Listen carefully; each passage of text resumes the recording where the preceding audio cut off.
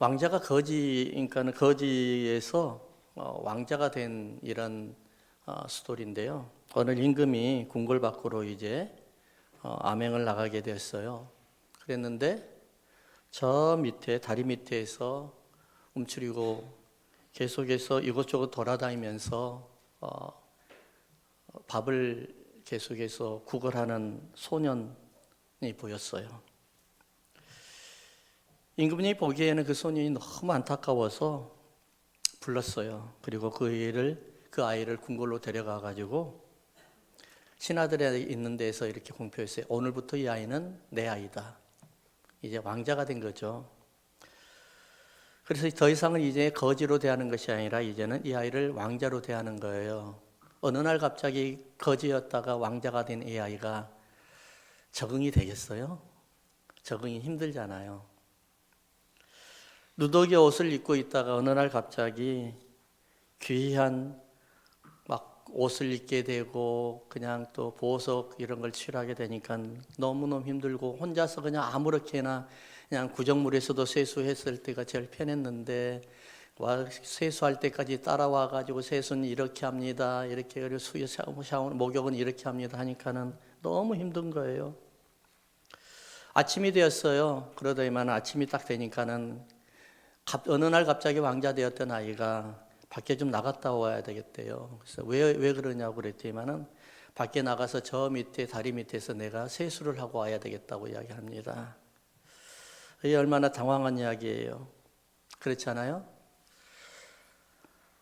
사람 신분이 바뀌었다고 하지만 우리는 잘 신분이 바뀐 걸 몰라요.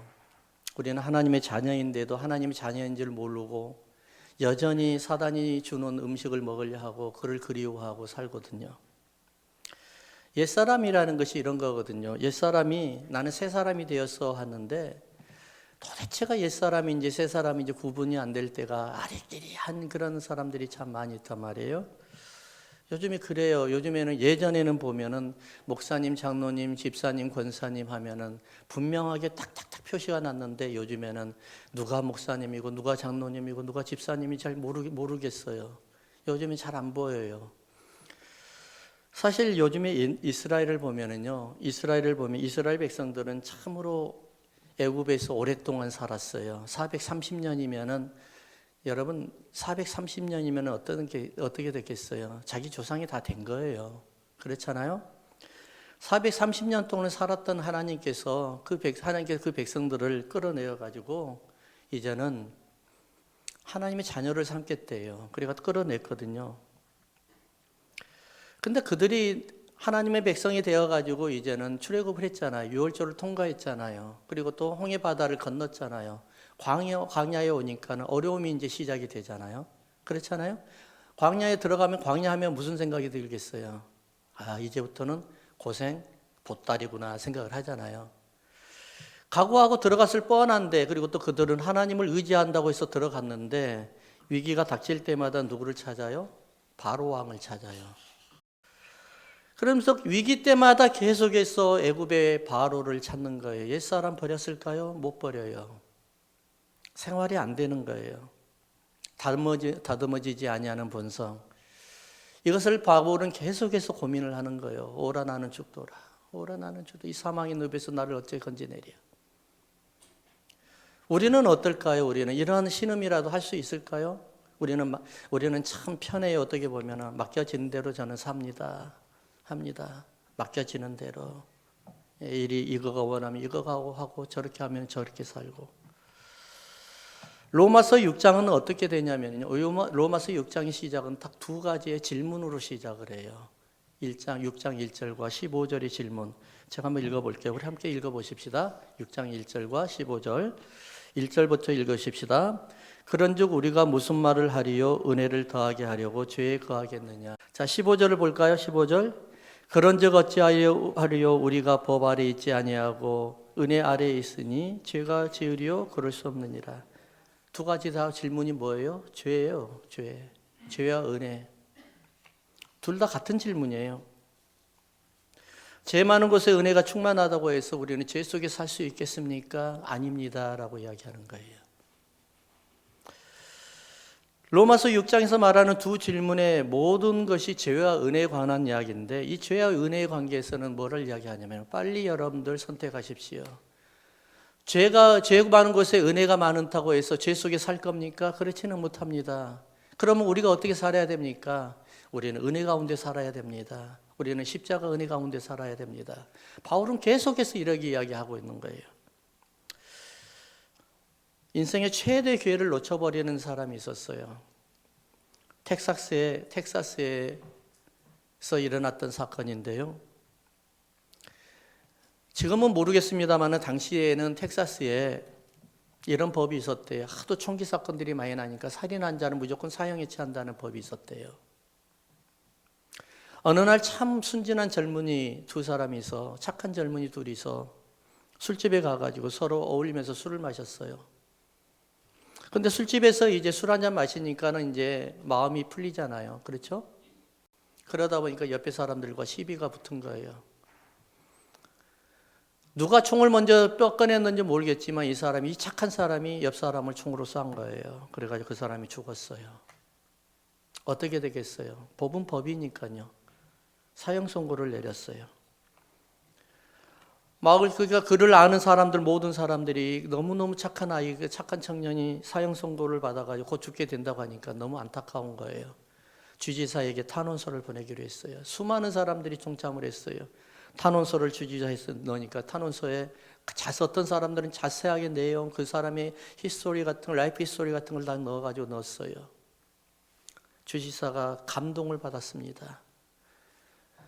이 사람들이 말만은 못 믿겠고 내가 그러면 그 사람을 한번 직접 만나보자. 그래야 주지사가 교도소를 향해서 그를 만나라고 합니다. 그랬지만 그 사람이 웬일인지 교도소에 들어가고 난 다음에 완전히 다른 사람이 되어버렸어요. 그 환경에 젖어가지고 완전히 난폭하게 되어버렸어요. 결국 이 사람은 주지사를 만나지 않고 사형으로 인생을 마감했다고 합니다. 잘못된 환경은요, 잘못된 영혼을 만들어내요. 잘못된 환경에서 생활하게 되면은요, 잘못된 영혼으로, 잘못된 사람으로 변하게 돼요. 우리가 왜 그리스도와 함께 십자가에 못 박아 죽고 그리스도 안에서 살아가야 된 줄 아십니까? 그리스도의 인격을 닮아가고 성품을 닮아가고 그분이 하나님께 기도하듯이 우리도 하나님 앞에 기도하기 위해서 그분을 닮아가는 거예요. 그래서 우리가 교회에 나오는 거예요. 그래서 우리가 그리스도 안에서 항상 행하는 거예요. 여러분, 제가 장담을 하는데 여러분 1년만 교회 안 나와보세요. 여러분들은 다른 사람이 되어 있어요. 분명하게 말씀드려요. 1년이 아니에요. 사람이 좋은 버릇으로 고치는 데는 3년이 걸리지만은 나쁜 것으로 빌드리기에는 딱 한 달이면 족합니다. 한 달이면. 십자가는 우리의 죄를 덮어버렸어요. 다 씻어버렸어요. 깨끗하게 없애버렸어요. 우리의 죄를 덮을 수 있는 유일한 무기가 뭘까요? 십자가에서 흘러나오는 예수 그리스도의 은혜. 그 은혜가 덮어버리면은 죄는 사라지게 되어 있어요. 죄는 강력하잖아요. 그렇잖아요? 여러분들 논밭에 가면은 잡초는 씨를 뿌리지도 않고 비료를 주지 않아도 너무 잘 자라요. 근데요, 곡식들은요, 가꾸지 아니하면 안 자라요. 이게 사람이에요. 이게 바로 우리의 영혼이에요. 죄는요, 가꾸지도 않고 영향을 주지 않은데도 너무 잘 자라요. 한번 봐보세요, 여러분. 주위에 얼마나 많은 사람들이 그렇습니까? 가르치지도 않았는데 싹을 또 내려요. 싹을 뿌려요. 씨를 뿌려요. 구약 성경을 보면은 문둥병이라는 큰 죄가 있어요. 문둥병을 죄라고 표현을 해요. 문둥병을 걸리면 어디에서 살죠? 우리 밖에서 살아요. 사람을 만나면 안 되는 거예요. 왜 그럴까요? 문둥병은 전염을 죽이기 때문이에요. 죄를 또 다른 사람에게 잉태하기 때문에 그래요. 근데 문둥병을 이기는 강력한 무기가 있어요. 뭘까요? 십자가의 은혜예요. 예수 그리스도의 은혜예요.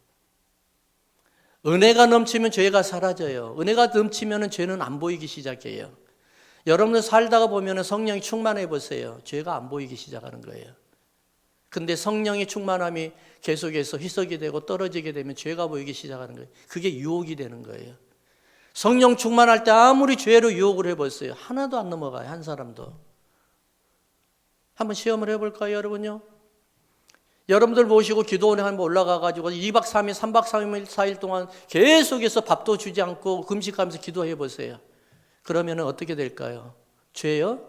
안 보여요. 절대로 안 보입니다. 아무리 엉뚱한 죄를 그냥 그걸 가져와가지고 보여줘도 그거에 유혹하지 않아요. 성령 충만하니까요. 그런데 성령 충만이 떨어지면 그때부터 죄가 보이기 시작하는 거예요. 그래서 우리는 항상 기도하는 거예요. 쉬지 말고 기도하는 거예요. 범사에 기도하는 거예요. 왜요? 내가 나를 보호해야 되기 때문에요. 어떤 사람들이 말을 해요. 한 번 구원은 영원한 구원이래요. 근데 사도 바울은 절대로 그렇게 이야기지를 않아요. 한 번 받은 구원이 영원한 구원이라고요? 한 번 회개하면 이제 더 이상 회개할 수 없다고요? 이거는 구원파가 말하는 거예요. 이단이에요, 이단. 그래서 바울은 뭐라고 하냐면 ready but not yet라고 이야기해요. 구원은 끝났을 때 완전히 끝난 게 아니라는 거예요. 주님이 오실 때 완전한 구원이 끝나는 거예요. 주님 만날 때 완전히 끝나는 거예요. 그래서 우리가 우리의 영혼을 지키기 위해서는 어떻게 해야 돼요? 사망에서 우리가 생명으로 지키기 위해서는 어떻게 해야 돼요? 계속해서 주님을 그리워하고 주님을 닮아가고 주님 안에서 살아가는 이런 생활 그 패턴이 일어나야 되는 거예요. 그렇게 하면 우리가 그렇게 하기 위해서는 어떻게 해야 돼요? 성경이 말하는 거 첫 번째가 바로 6장 3절에 있어요. 6장 3절 같이 한번 읽어보겠습니다. 무릇 그리스도 예수와 합하여 세례를 받은 우리는 그의 죽으심과 합하여 세례를 받은 줄 알지 못하느냐. 우리가 영원한 생명이신 예수 그리스도의 생명을 우리가 지키기 위해서는 어떻게 해야 돼요? 세례 받아야 되는 거예요. 그리스도와 함께. 한번 따라 합시다. 세례를 통하여 그리스도의 죽음과 동참하는 것입니다. 이것이 바로 우리의 영혼을 지키는 거예요. 우리가 그래서 우리의 주인이 바뀌었다는 것을 보여주는 거예요. 세례라는 것이 이렇게 중요한 거예요. 세례. 그리스도 안에 있는 우리는 죄에서는 분명하게 자유함을 얻어요. 할렐루야. 그러나 그리스도 밖에서는 죄에 대한 자유함이 없어요. 죽은 사람은 자신이 범한 죄에 자유함을 얻어요. 왜냐하면 이미 죽었기 때문에요. 성도가 그리스도와 함께 십자가에 못 박아 죽었으면 죄에 대한 분명한 자유함이 있어요. 우리는 죽은 사람에게 더 이상 죄에 대한 책임을 물을 수가 없습니다. 어떤 사람이 사형수에게 죄를 더 이상 묻겠습니까? 이미 죽어버렸는데요. 우리는 십자가에서 우리 예수 그리스도와 함께 이미 죽어버렸어요. 더 이상 그 누구도 우리를 죄에 대해서 책임을 물을 수가 없어요. 그렇다고 해서 우리는 그러면은 완전한 의인, 맞아요. 완전한 의인이지만 아직도 죄 속에서 우리는 뒹굴뒹굴하고 있는 거예요. 죄 속에서 살아가고 있는 거예요. 죄의 유혹 속에서 아직 벗어나지 못하고 있는 거예요. 왜요? 이 세상이 바로 사단이 지배하는 세상이요. 이 세상은 죄악된 세상이기 때문에 우리가 우리의 육신을 몸을 벗고 완전한 나라, 주님의 나라를 가기까지는 우리는 죄와 계속해서 싸워야 되는 거예요. 왜요? 한 번 십자가에 못 박아 죽었다고 해서 우리가 의인이 되었지만 그리스도에서 우리는 죄를 다시 범하지 않을 사람이라고 보장할 사람이 어디 있겠어요? 우리가 세례로 주님과 함께 십자가에 못 박아 죽으셨어요. 그리고 우리는 의인이 되었어요. 그러나 우리는 여전히 죄에서 노출되어 있는 사람이에요. 왜요? 우리는 겹치는 세상에 살고 있습니다. 죄의 영역 안에 살고 있는과 동시에 우리는 하나님의 권세 안에서 하나님의 영역 안에 살고 있기 때문에 그래요. 우리가 완전하게 세상을 살면 참으로 얼마나 좋겠어요. 그렇잖아요? 그러나 우리는 여전히 우리의 땅을 밟고 있는 것은 바로 세상이에요. 우리는 더 이상 죄의 종으로서 죄가 원하는 대로 살아갈 수가 없어요. 하나님의 자녀가 어떻게 죄와 더불어서 살아갈 수가 있겠습니까? 우리는 원래가 제 영역에 있다가 지금 하나님의 영역으로 옮겨진 지가 얼마 되지 않았어요. 한마디로 주인이 바뀌었다는 거예요. 그러면 세례라는 것이 무엇인가 우리가 좀 알아봐야 돼요. 바울은 계속해서 구원을 이야기하면서 세례를 이야기합니다. 바울처럼 이렇게 함께라는 단어를 많이 사용한 사람이 없을 거예요. 함께, 그리스도와 함께, 십자가와 함께. 6장 3절을 다시 한번 읽어볼까요? 3절. 무릇 그리스도 예수와 합하여라는 단어예요. 합하여. 이것이 함께라는 단어예요. 세례, 침례를 받은 우리는 그의 죽으심과 합하여 세례를 받은 줄 알지 못하느냐. 6장 3절에 말하는 그리스도 예수에 합하여 이 단어를 우리는 다른 식으로 해석할 수가 있어요. 그리스도 안으로 들어가서라는 말이에요. 그리스도 안으로 들어가서. 메시아 안으로 들어가서. 예수님 안으로 들어가서.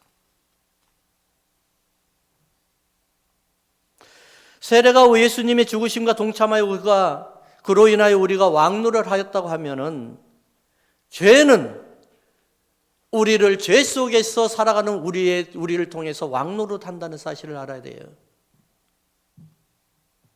우리를 모질게 하였던 것들, 그게 뭘까요? 아담의 죄의 결과가 아닐까요? 우리를 힘들게 하였던 것들, 아담의 죄의 결과이죠. 이제는 예수 그리스도와 함께 십자가에 우리가 함께 못 박아 죽음으로 말미암아 그의 모든 사단의 권세, 아담의 권세, 아담의 잔재들은 다 깨끗이 청소가 되어버렸어요. 다 끝나버렸어요. 능력이 상실해버렸어요. 우리를 얽매고 우리를 더 이상 죄의 권세를 억누르고 있었던 모든 것들이 이제는 그리스도 십자가와 함께 못 박아 죽으심으로 말미암아 우리는 모든 것이 다 끝나버린 거예요. 죄의 능력이 상실했단 말입니다. 죄의 권세가 상실했단 말입니다. 이 말은 무슨 말을 이야기할까요? 죄의 열매가 맺기를 맺지 않는다는 말이에요. 그럼에도 우리는 여전히 죄의 열매를 맺히고 살아가고 있어요. 물에 들어가는 것과 물에서 나오는 것이 바로 뭐예요? 세례의 두 가지 요소예요. 구성 요소예요. 십자가에 못 박아 죽는 것은 뭘 이야기하는 거예요? 바로 우리가 예수님과 함께 한 몸이 되어서 그 안으로 들어가서 물로 속으로 들어가 버리는 거예요. 언제까지요? 죽을 때까지. 그래서 주님과 함께 같이 완전히 죽어버린 거예요. 그러면은 또 두 번째 구성 요소는 뭐예요? 물 속에서 예수님과 함께 나오는 거예요. 누구의 힘으로요? 예수님의 힘으로요. 여러분들의 힘으로 나왔어요? 전혀 그렇지 않아요. 여러분들 힘으로 여러분들 생명을 살릴 수가 있어요? 그렇지 않아요. 예수님의 힘으로. 왜요? 예수님의 몸싸 안으로 우리가 들어갔기 때문에 예수님의 부활하심으로 말미암아 우리도 함께 부활한 거예요. 덩달아 구원한 거예요. 그래서 우리는 뭐라고 하냐면 값없이 받은 은혜라고 그래요. 은혜. 내가 할 수 있는 모든 것이 없어요. 구원받기 위해서 내가 할 수 있는 거 아무것도 없어요. 우리는 두 길에서 한 길을 선택해야 돼요. 아담의 길이냐, 십자가의 길이냐, 은혜의 길이냐, 아담의 길이냐, 죄악의 길이냐, 은혜의 길이냐, 이 둘 중에 하나를 선택하는 거예요. 결단을 내려야 되는 거예요. 이 결단은 바로 뭘 이야기하는 거예요? 내가 나의 주인, 내 아버지가 누구인가를 분명하게 선포하고 내가 그렇게 살아가는 거예요. 우리는 간혹 가다가 아이들이 참으로 이뻐요. 제가 항상 물어보는 아이들에게 물어봐요. 언젠가 제가 유리한테 이렇게 물어봤거든요. 너 누구 닮아서 이렇게 이뻐? 라고 물어봤거든요. 말을 안 해요. 이제 좀 컸다는 거죠. 근데 엘라한테 물어봤어요. 엘라에게. 엘라야 누구 닮아서 이렇게 이뻐? 그러면은 뭐라고 이야기하냐면 엄마 그러더라고요. 예. 듣는 아빠는 서운하겠죠. 나중에 또 물어보니까 또 아빠 그러니까 얘가 헷갈려 혼동을 해요. 아니면은 세상 살아가는 방법을 알았는지.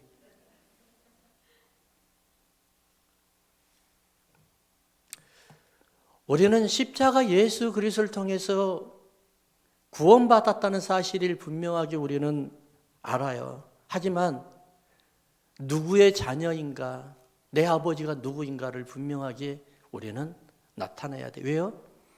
하나님은 여러분들 통해서 하나님의 형상을 나타내기를 원하세요. 하나님의 어떤 마음일까요? 여러분들에게 하나님의 살아계심을 나타내기 원하면서 이런 말씀을 하실 것 같아요. 얘야, 네가 좋아하는 건 나도 다 좋아. 왜냐하면 너는 나의 딸이기 때문에, 나의 아들이기 때문에.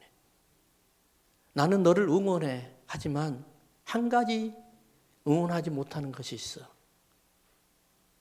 제발 죄 속에선 빠지지 말아라.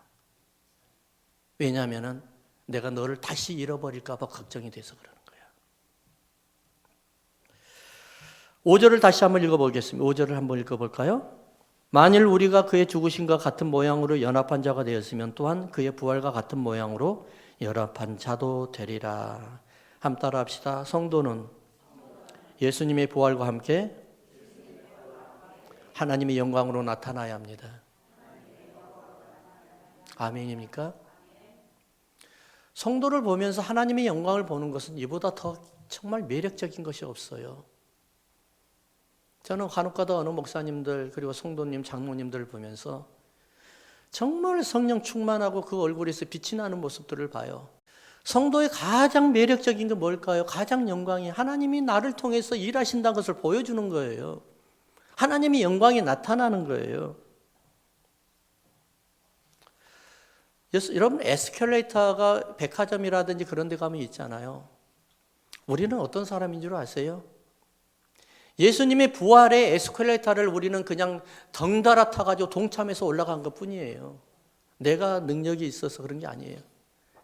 그냥 에스컬레이터는 올라가는 거예요. 예수님의 부활의 에스컬레이터는 계속해서 올라가고 있는데 나는 거기에서 걸음 하나 딱 넣어가지고 거기에서 한마디로 말하면 우리가 잘 말을 잘하는 거, 줄을 잘 서는 거예요. 그러다 보니까 거기 올라가가지고 그냥 하나님의 영광을 바라보는 거예요. 저희 집에요, 레몬나무가 있어요. 레몬나무가 옛날에 본 레몬나무가 죽었어요. 근데 본 레몬나무가 죽기 전에 옆에가 새로운 싹의 레몬나무들이 올라오기 시작을 하더라고요. 여기저기서 올라와요. 처음에 본 레몬나무에서는 열매가 조그맣게 열렸거든요. 근데 새로운 싹에서 올라오는 레몬나무가 지금 옛날에 본 레몬나무는 죽어버렸어요. 그것보다 더 커졌고요. 그리고 레몬이 아니라 이거는 뭐 자몽 같아요. 너무 커가지고. 예수님의 부활의 에스컬레이터를 타신 사람들이 이러는 거예요. 내가 뭐 한 게 있어요. 사도 바울이 지금 계속해서 오늘 6장을 말씀하면서 뭐라고 한 줄 아세요? 죄로 살겠냐, 은혜로 살겠냐, 아담으로 살겠냐, 십자가로 살겠느냐. 아담으로 살면 아담의 열매가 맺게 돼 있고, 아담의 열매가 뭐예요? 죽은 거예요, 아니에요? 사망의 열매 아니에요? 십자가 열매가 뭐예요? 부활의 열매예요. 그 열매를 맺힌다는 거예요.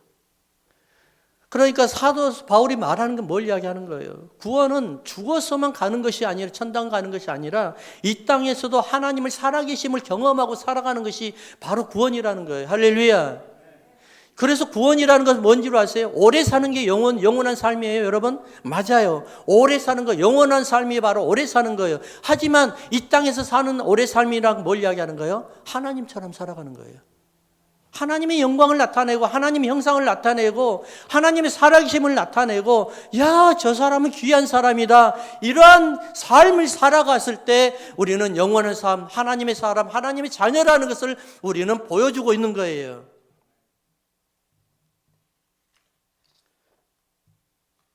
성경은 이것을 뭐라고 이야기하냐면 소망이라고 이야기합니다. 소망. 5장에서 우리는 소망이라는 단어를 우리는 분명하게 알았어요. 환난과 그 다음에 소망을 말했을 때, 환난은 인내는, 인내는 연단을, 연단은 소망이를 보게 하려. 그렇죠? 소망이 뭐라고 이야기했죠? 알피스라는 단어였는데 이 말은 자신감이라고 그랬어요. 자신감. 확실하게 믿는다는 거예요. 확실하니까 내가 자신감을 갖고 즐거워한다는 거예요. 사랑하는 성도 여러분, 다른 거는 몰라도 이 말씀 꼭 믿으세요. 여러분들 통해서 하나님이 임재하시고 살아계신 역사가 나타난다고 하면 여러분들은 자신감을 가져가도 돼요. 할렐루야. 분명하게 하나님이 여러분들을 사용하기 때문에 일어나도 돼요. 여러분 더 이상 고난 속에 있을 필요도 없고요. 죄악 속에서 있을 필요도 없고요. 여러분들이 걱정할 필요도 없는 거예요. 먹고 살 거 걱정할 필요도 없어요. 왜 그럴까요? 하나님이 나를 통해서 일하시기 때문에 그래요. 이게 소망이에요. 이게 바로 완전한 부활을 가진 소망의 모습으로 나타나는 거예요. 이것을 믿음이라고 이야기를 합니다. 나를 통해서 우리 하나님은 분명히 하실 것이다.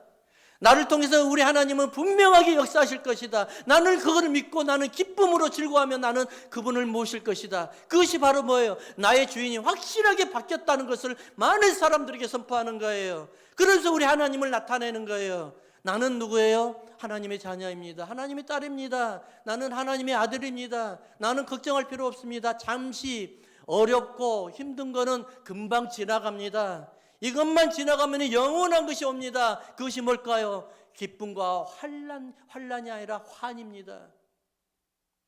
사랑하는 성도 여러분, 하나님은 여러분들의 아버지예요. 제가 언젠가 기도할 때 이런 기도가 하나님의 음성으로 주시더라고요. 나의 고백이었어요, 그것이. 나는 하나님이 내 아버지가 됐다는 것이 그 정도로 감사한 줄 몰랐어요. 그리고 정말 그냥 당연하다고 생각을 했어요. 그런데 어느 날, 지금으로부터 몇 개월 지나갔는지 모르겠어요. 오래전에 그냥 낮에서 마음이 좀 쿨쿨해가지고 사무실에 있다 와서 여기 와서 본당에서 기도하는데 이런 기도가 나오더라고. 하나님이 내 아버지가 되어주셔서 너무 감사해요. 이 기도가 나오는데 얼마나 감동이 되는지요. 하나님이 내 아버지가 되어주셔서 감사해요. 이 한마디였어요. 다른 기도도 드릴 필요도 없었어요. 하나님이 내 아버지가 되어주셔서 감사해요. 하나님이 세상을 창조하시고 여러분들 통치하시고 세상을 지금도 이끌어 가시는 내 아버지, 세상에 하나님의 구원의 열매가 수두룩 열리게 만드는 그 하나님이 내 아버지예요. 내 아버지라는 것은 뭘 이야기할까요? 하나님의 소유권이 내 것이라는 거예요. 내가 상속받을 수 있다는 거예요. 내가 사용할 수 있다는 거예요. 하나님이 수 없는 것들을 가지고 계시면 수 없는 것들이 다 내 거예요. 사랑하는 성도 여러분, 하나님이 여러분들의 아버지세요. 그분이 여러분들의 주인이에요. 그들이 여러분들의 생명의 주인이고 여러분들의 육체의 주인이고 영혼의 주인이에요. 그것만이 아니에요. 우리의 삶의 주인이에요. 여러분들의 가정의 주인이에요. 사업체의 주인이에요. 그 하나님께서 여러분들을 통해서 하나님이 살아계시고 내 아버지라는 것을 보여주실 거예요. 언제요? 여러분들의 소망을 가지고 믿음을 가졌을 때요. 분명히 주님이 여러분들을 통해서 이루어주실 것을 믿습니다. 이러한 믿음을 가지고 우리가 살아가십시다.